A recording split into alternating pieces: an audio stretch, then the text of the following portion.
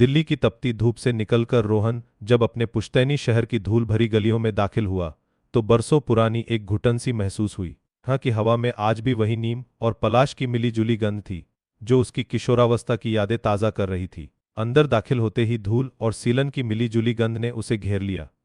आंगन में बरगद का पुराना पेड़ अब भी वहीं था, जिसकी जड़ें और भी गहरी हो चुकी थीं, जैसे समय ने उसे और भी कसकर पकड़ लिया हो। रोहन ने एक लंबी सांस ली, उस हवा को अपने फेफड़ों में भरते हुए जिसमें उसके बचपन की खिलखिलाहट और जवानी का पहला प्यार गूंजता था। यह हवेली सिर्फ इन पत्थरों का ढेर नहीं थी, यह उसकी पहचान थी, उसकी आत्मा का एक टुकड़ा जिसे वह दिल्ली के चमकदार शहरों में पीछे छोड़ आया था। रात ढलने लगी थी। रोहन ने आंगन के बीचों बीच एक पुरानी खाट बिछाई। तारे आसमान में मोती से चमक रहे थे। शहर की भागदौड़ से दूर यहां चांदनी की खामोशी कानों में कुछ कह रही थी। उसे याद आया मीरा, उसकी पहली मोहब्बत, उसके बाल जो खुले आसमान की तरह काले थे और उसकी आंखें जिनमें पूरा शहर बसता था।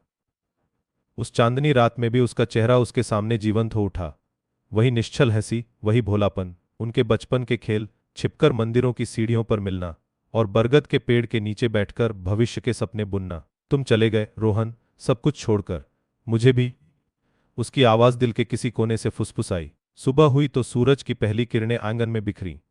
हवेली की दरारें और भी स्पष्ट हो उठीं, जैसे समय ने अपनी सारी कहानी उन पर उकेर दी हो। रोहन ने एक कप कड़क चाय पी और शहर की गलियों में निकल पड़ा, उन चेहरों को तलाशने जो शायद अब बदल चुके होंगे। एक पुराने चबूतरे पर उसे प्रकाश मिला।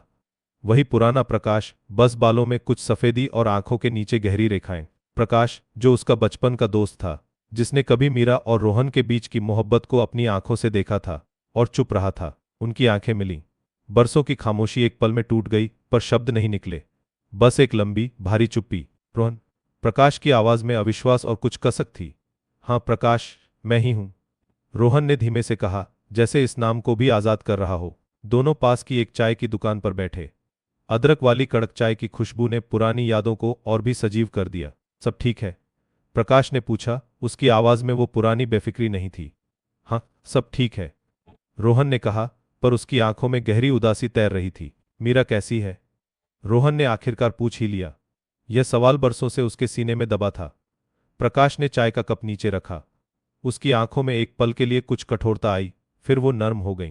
मीरा ठीक है, उसकी शादी रामनाथ से हो गई थी। उसके 2 बच्चे हैं, अब तो पोता पोती भी हैं।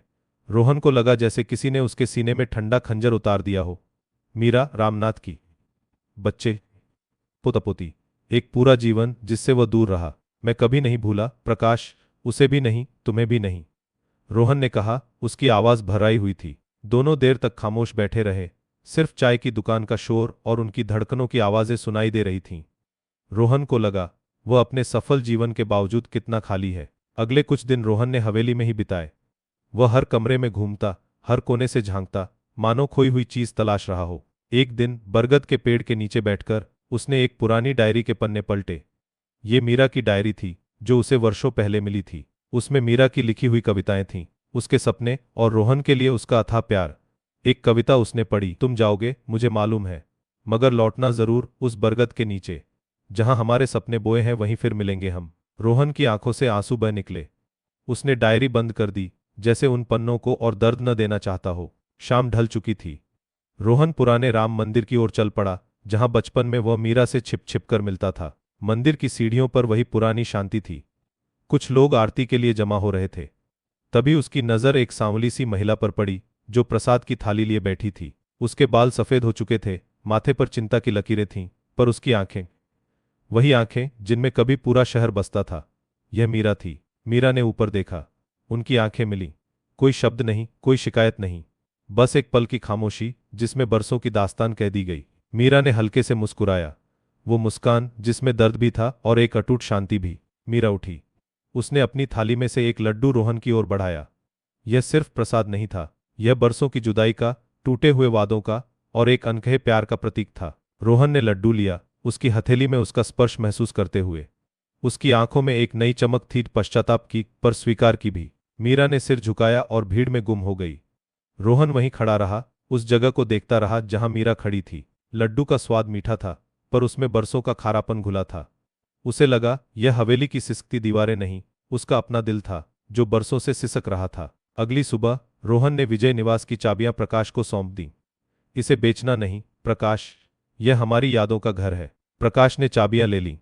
उनकी आंखों में एक अनकहा वादा था। आपको यह कहानी कैसी लगी हमें कमेंट्स में बताएं और चैनल को सब्सक्राइब करना न भूलें।